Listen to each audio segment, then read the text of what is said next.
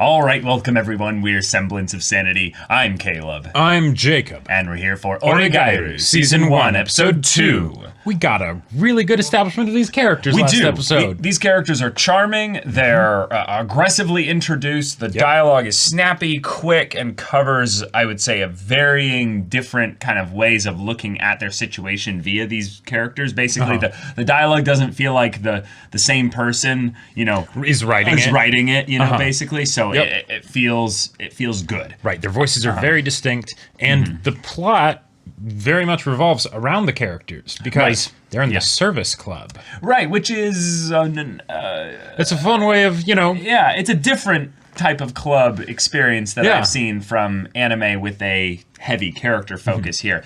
Because in some ways the club is the characters being people. That's the point of the club, is to facilitate a space by which people can get good opportunities to be themselves.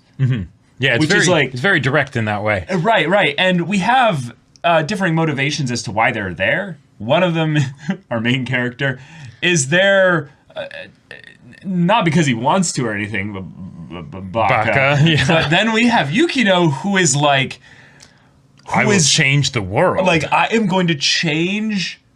Yes, not just the world, but I am going to make a difference, and I'm going to make a big deal about this, and all these other people can't handle me.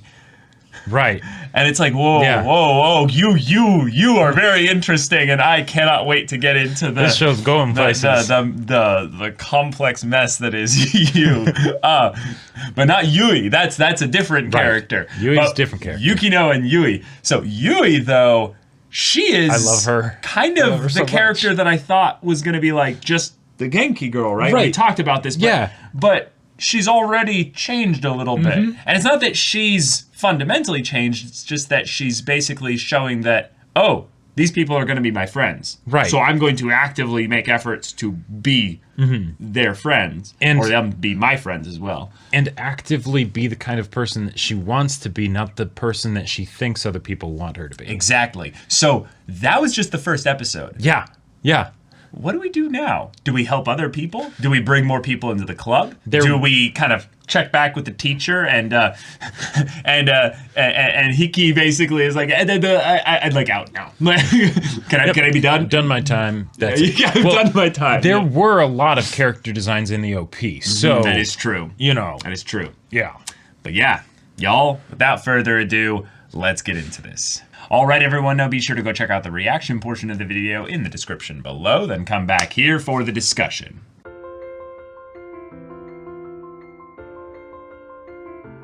Okay, this is a good, solid second episode here.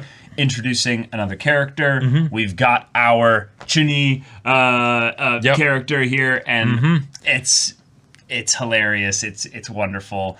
He's just the right level of annoying too. I think that's probably like what's the best part about it, is that he's actually like a lot of the times when this character show up in anime, they're not portrayed to be annoying at all. In a lot of ways, they're portrayed to be entirely adorable and cute and just if they're the cute anime girl, that is usually how it goes. Right, exactly. But I have met a bunch of people, not a bunch, maybe like 3 or 4 people like this in my life, and that are like grown up, not when they're kids and stuff. Right. And it's really annoying. It's really hard to have any conversation of serious import with them.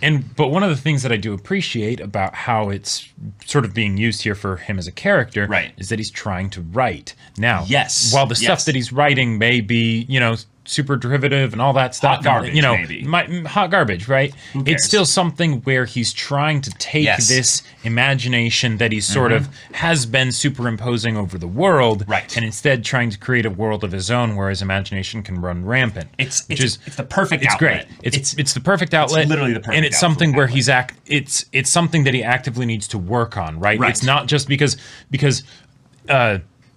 imagination, sure, that's cool, right? And someone can have a wacky story idea. But to be having the story idea versus actually putting in the effort to actually write it down and get some semblance of a manuscript, even if it's hot garbage, there's a world of difference between the two. Difference, and that's something where he is in a sense, growing and working on his whole chuunibyo situation by putting in that rigorous effort to, make something. Right. In some ways, the fact that he has no friends is part of the thing of what will make this somewhat, I would say, easier, is that for the starter bit here, he has no one that he extremely cares about their opinions especially. So he'll be able to, in some ways, lose himself in the world even more. Yeah. And then when he is willing to go and get feedback from people like Hachiman or Yukino or even Yui, they'll be able to basically say, hey, no, this part, you still need to work on your kanji, man. Like, you can't just, make up words or switch out their meanings on a case-by-case basis. You have to be consistent here. Right. That kind of dedication and applied passion can lead to him fundamentally changing as a person because his internal resistances will just be stronger. When he ends up feeling the tendencies to fall back into an old pattern, he can basically rely on that kind of resolve that he gained over the course of learning how to be dedicated and finish a story and write it, to be like, no, I'll actually be willing to channel my will and look that girl dead in the eye, to speak directly and calmly and professionally. All that stuff will be something that will trickle out from the process of learning how to write. But do you feel like they're setting him up to be basically the other guy for Hachiman? Kind of the... He could be. The friend that Hachiman has that isn't a part of the club?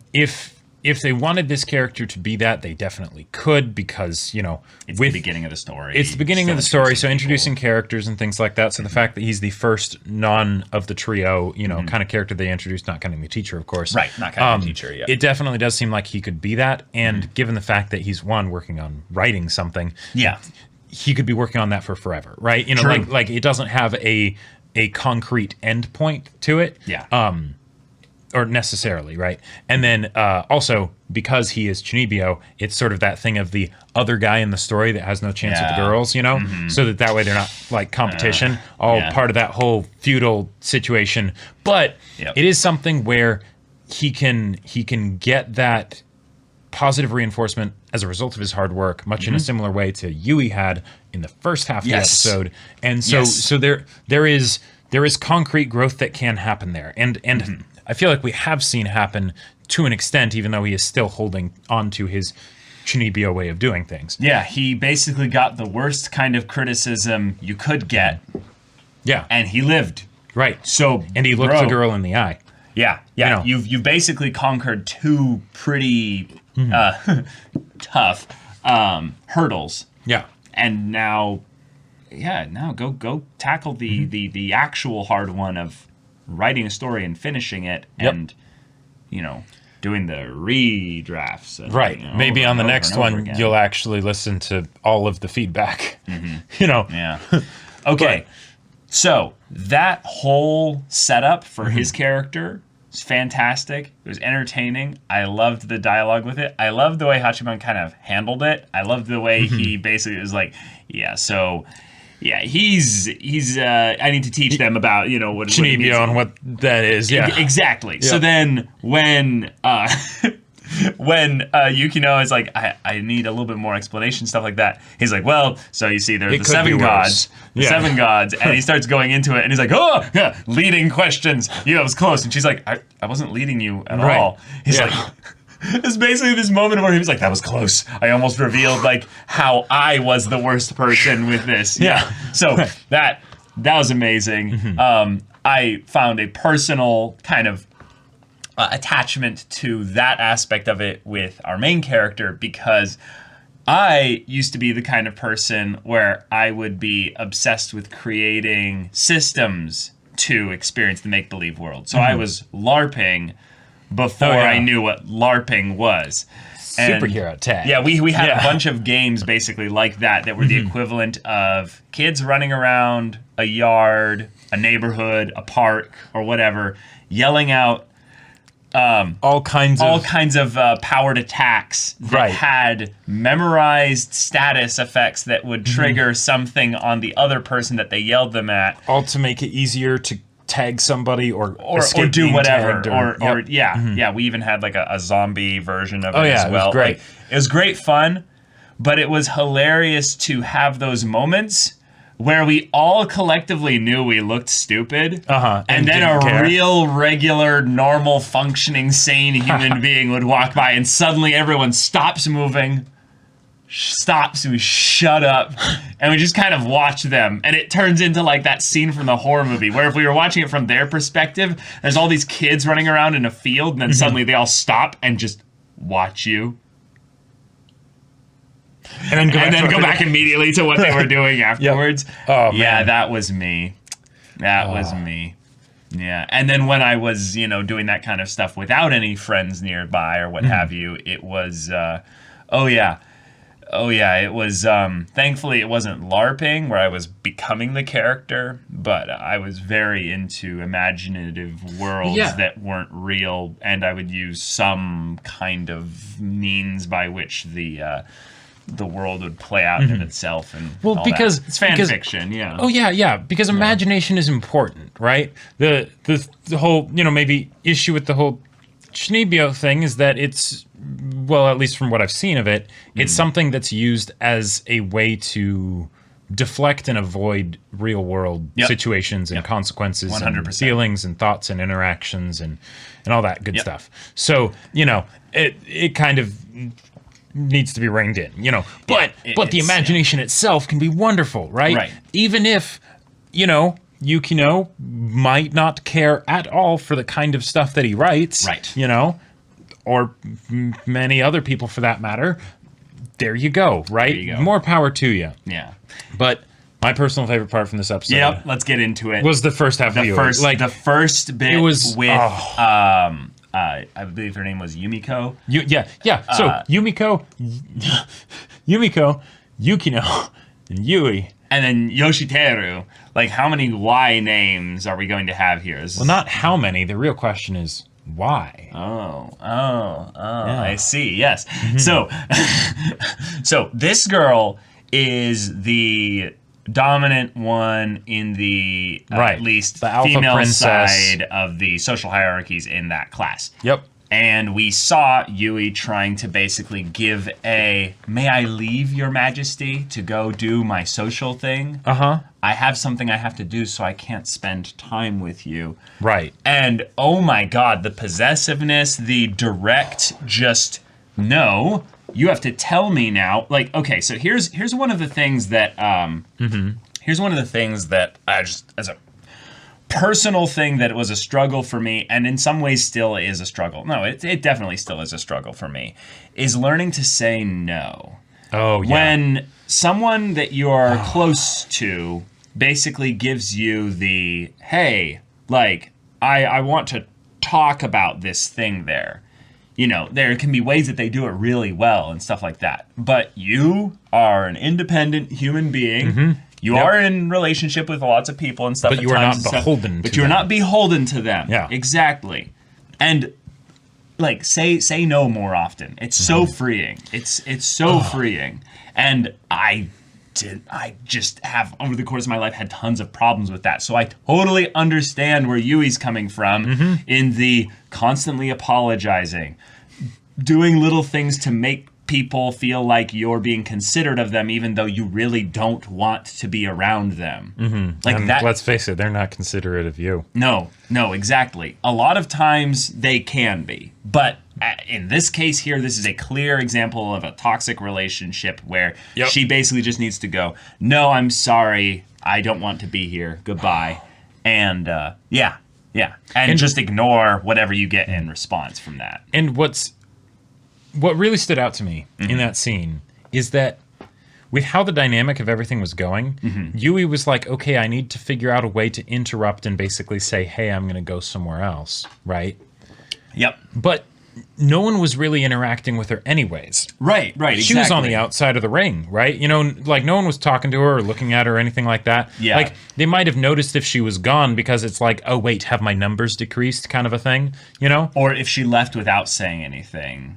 It would be a thing of where it's like, oh, I didn't give you permission to leave. Right. I mean, maybe she wouldn't have done that, but they might not even have noticed. She might not even have noticed. And this is, I would say, one of the good things that could have been tested here, is if Yui basically was like, because I thought initially, I was like, oh, look, she's trying to give a gift. Like, this is her trying to make new friends or something. But then I quickly realized, no, this is not what that is. She's hiding that she's going to have lunch with someone else. Yeah. And the other thing I wanted to point out, she was on the side closest to the door. So there was a crowd of people that were already in a specific pack. Yeah. And based on, how we were introduced to the scene, we didn't see if she ever separated herself from the pack. But what I wanted to almost like put out there as a preface is that maybe she approached with the thing of like, hey, I usually spend my time with this girl and this pack, but now I don't want to do that. I want to go spend time with the service club, go spend time with Yukino. Yep. And when she approached, she might have been in the pack already, and then she slowly rotated and separated herself out of the pack, or she approached and never entered the pack. And it's that bit of, exit is that way. That's where I want to be. Right. It's also if I go into the pack, I might not get out of it. So there's that apprehension already in her position and also her body language, and that she's got her hands behind her back. I really, really love what this anime has done with regards to little bits of stuff within the characters, not only their animation, but where they're placed and the way their eyes are moving in the scenes and stuff. The creator of this very much knew what they were wanting to do with each character individually, especially the main three. I gotta say, I felt Yui struggle so much because I haven't really been in that type of situation too much, Sure. But the amount of time that I absolutely wasted as a kid just being like, is it okay if I do this? Sure. Like not doing something because I wasn't I was like, okay, there might be consequences as a result of this, and I don't know if I'm okay with that. I don't want there to be any consequences at all, right? Oh, but then not accepting that I wasn't going to do the thing, right? So it was perpetually like in this frozen state of being like, I want to do this thing, but I don't know if I should, right? I probably shouldn't. Yeah. Even though it was really just like a minor. Should in general. Oh yeah, it's nasty. It's absolutely nasty thing. Yeah. But I couldn't let go of the thing that I wanted to do. So. Yeah, so this whole situation, it's like, yep, I feel ya, and oh man, Hachiman, good job trying to stand up for her. Snake bit where it's just the predator that every animal has a biological instinctive reaction reflex against of like, nope, and I was like the way he continued it into like a completely different phrase or something like that to try and deflect and be like, it shows in some ways part of the positive traits about his character in that he is actually quite smart and he's quite good at thinking on his feet. In the fact that he quickly found a way to do that, but it also shows in some ways his avoidance tendencies with regards to it being a direct conflict, because he's able to think up a storm of how much he hates with the vile nature of what's going on there, and he can even identify it. He even understands it in a lot of ways.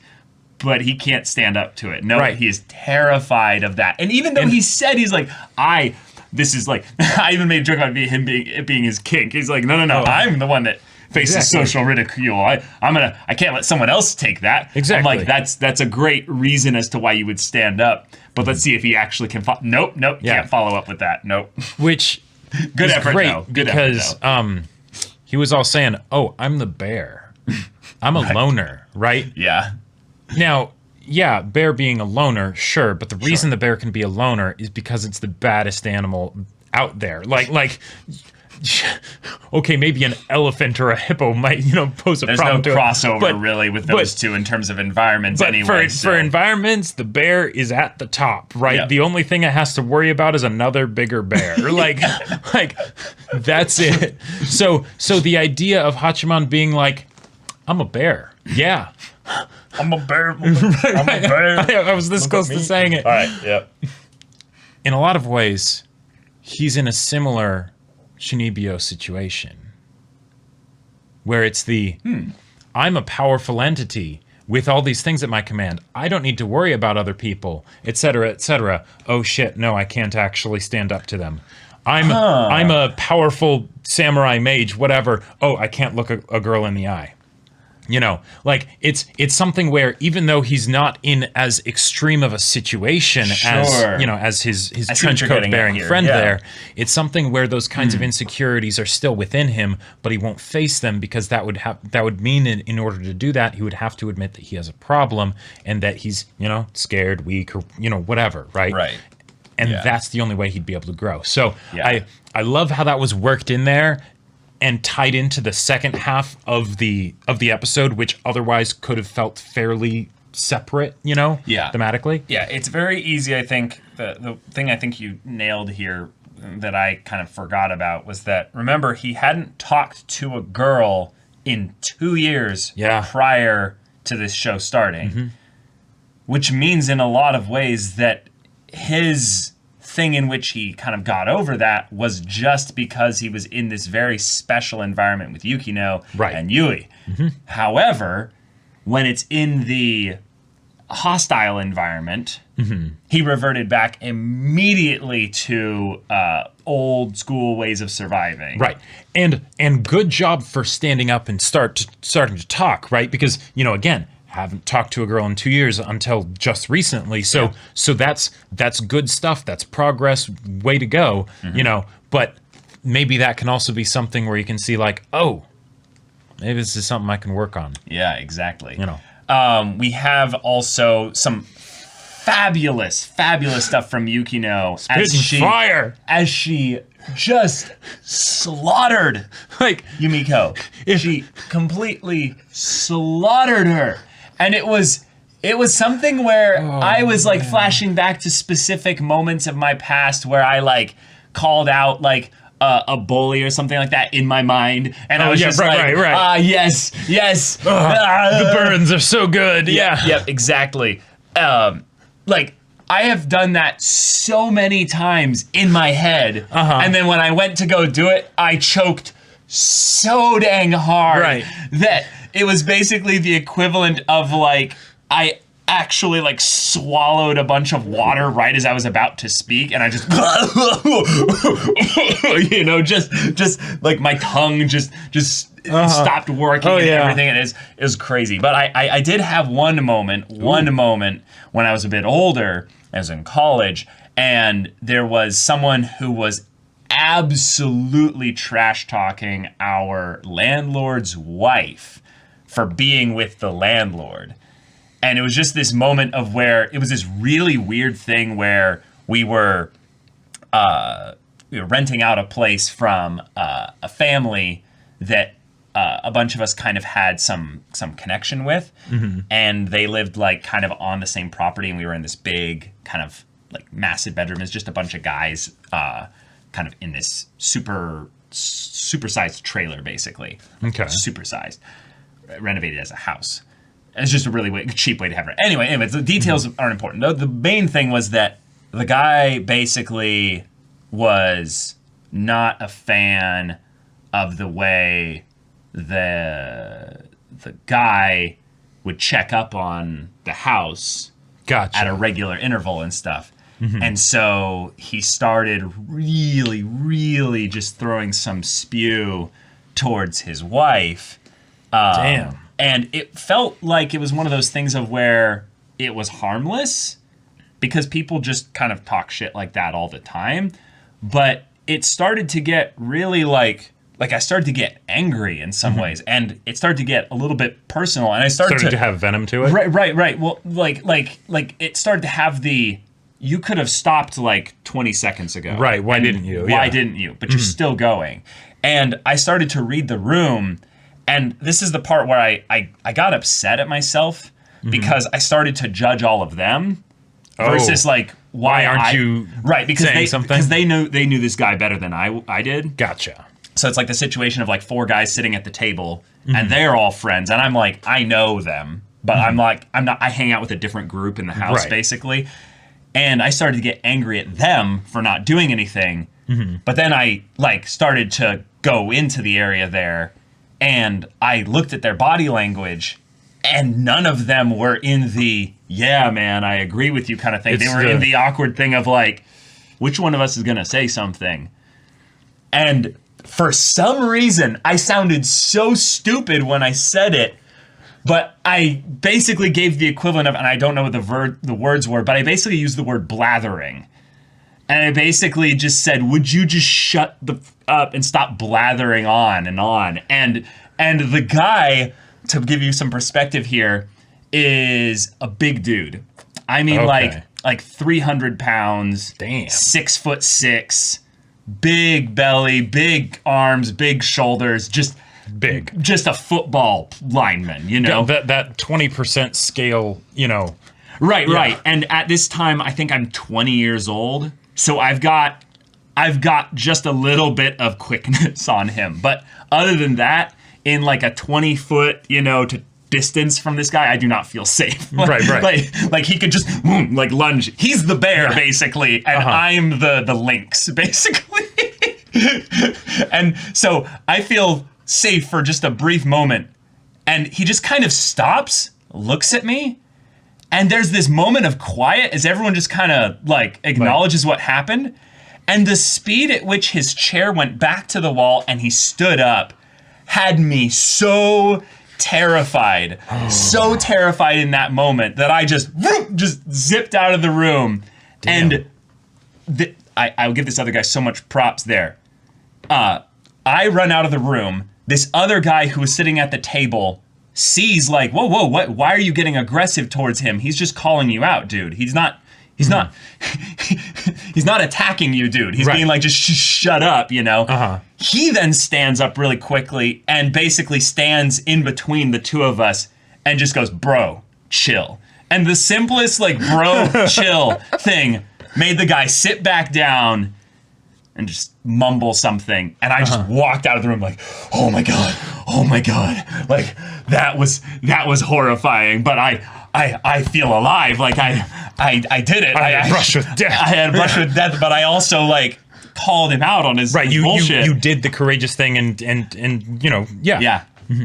2 months later, the guy was kicked out of the house because he got like even more like nasty in that regard. And the people in the house basically were like, dude, I think you basically just pushed him to where that just kind of kept coming up from that point. Gotcha. But yeah, he wasn't really a good fit for the house or anything like that. No, it doesn't sound like it. And it was just one of those things of like, oh, wow, okay. It is good to stand up and say those kinds of things, y'all. Because even if you're going to get consequences from it by, you know, getting, you know, maybe someone punches you or something like that. Sure. Yeah. As we've seen, words can draw punches in the beginning of the episode. Yeah. And Yukino, like, it's one of these wonderful things where it's showing her strength. Yeah. Right? Because she doesn't really care what people think of her because she's used to people thinking badly about her. So she's like, fine, I'll say what I want to say, right? Yeah. But then it's also the thing of the, oh yeah, it's the strength of her weakness of being cold, right? You know, yes. Of that, yeah, this is a point where having someone that can be a bit cold is helpful. So I do that, and it's awesome, right? And I'm really excited to see where the coldness causes maybe a little bit of trouble for her. Because we've seen it already. Well, we already know where it causes trouble for her. Right. She doesn't have many friends. Yeah, exactly. We've seen how, or we've been told about how she got into the situation that she's in right now. Right, and the teacher reinforced her story, so she is telling the truth. Yeah. I didn't think she was lying necessarily, but maybe, I just thought that maybe she was exaggerating it a little bit. Right, her perspective because it's from her perspective. Yeah. But the teacher kind of echoed a bit of that, so it's the, third party with a little bit more of an objective, potentially objective perspective gave the... Yeah, that is something that she's dealing with or has dealt with. Yeah, so. And I love that whole thing of like she is often right. Blessing and a curse, you know, like, oh, yeah. Right, just because you're correct doesn't mean you're right. Yes, yes, exactly. Yeah, I love that line. It's such a stupid line, but I love it. It's so good. Yeah. Oh, man. Okay. Characters have gotten even better. I loved that scene in the beginning. We now have a new character involved. Indeed. We had a cliffhanger that ended with a new character potentially coming in. We also had a random little flashback from Hachiman at the crosswalk. The dog, in combination with the car driving by in that specific order, made him remember something. Yep. And then he saw a bike knocked over with the wheel spinning. So was there some kind of an accident in his past that either involved the dog or someone on a bike getting hit? I'm guessing so. Well, so we should be on the lookout in the future episodes to see if there's stuff that adds to that. Yeah. Because I could see it very much being a thing where, as we go more and more into these characters, each of them might have their own specific trauma that they're dealing with that's not quite so simple as they would make it out to be. Well, not necessarily quite so simple, but also something where it didn't just happen to them. Someone else could have gotten hurt. Someone else could have experienced something really painful, and then they had to be close themselves off as a way to sort of protect themselves from the pain of it. Close themselves off because of how close they were to that person. Right. So, yeah, interesting stuff. Good setup stuff here. And now, all right, here we go. So, y'all, thank you so much for watching this episode's reaction and discussion. If you want to see the next episode's reaction and discussion right now, though, go check out the link in the description below for our Patreon. You can get on early access there. You can watch full-length timer reactions there. And all this comes with Discord access, so you can chat with us and the community there about this show, about anime in general. And you can also talk with Jacob about the sci-fi novel that he wrote. Yep. Wrote a sci-fi novel called Battle Lines. It's on Amazon. If that's interesting to you, go check it out. The link is in the description. Yes, if any of that interests you, we'll see you there. But until then, we're Semblance of Sanity. I'm Caleb. I'm Jacob. And we'll see you all next time.